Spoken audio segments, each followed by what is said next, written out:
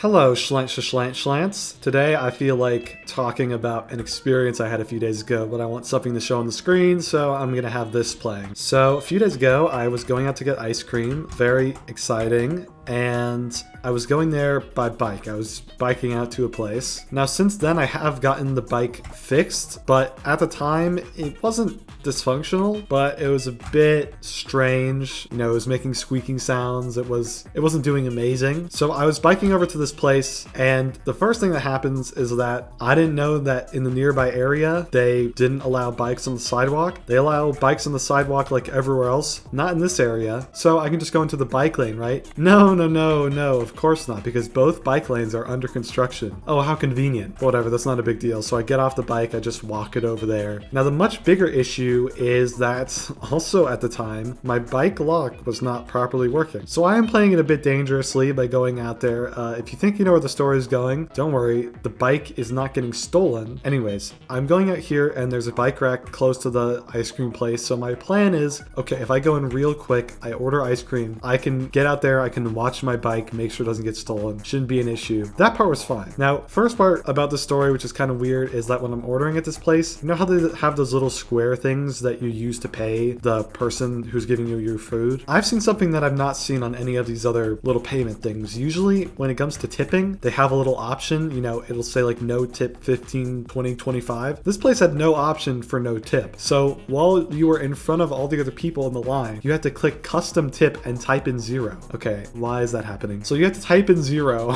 I have to admit, that's a very smart tactic, you know, trying to embarrass people into not tipping. But to be clear, this was not a sit-down restaurant. I was not getting served at all. There was no waiters or anything. I'm not tipping for that. You can never make me tip for something like that.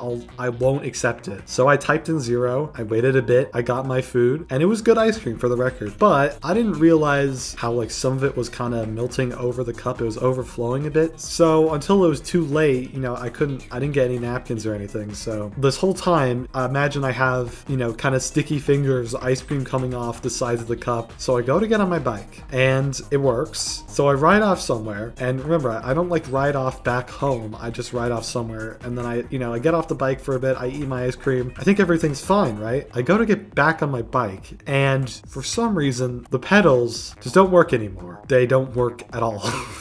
And so I'm pretty sure I know what the issue is. I'm pretty sure I know that the chain, you know, fell off or whatever. I'm sure there's a precise way to put it. So I try and fix it, but I just can't figure out what I'm doing. You know, I've only had like the chain fall off once before, and I did not remember how to do it. So, you know, I don't really know what to do from memory. Now, usually this is the point where I would pull up my phone and then I would, you know, look up a video on how to do this and then get it fixed. But remember, because of the ice cream, I have sticky fingers and I don't want to get my phone all sticky, and I have nothing to really wipe my hands on. So it's just a complete mess. So what I end up doing, I just walk all the way back home, bike in hand, and that was how my day went. So yeah, that wasn't my best moment, I must admit, but you know, sometimes you gotta live and learn. All right, that's all I have for now. Bye bye, Shlants.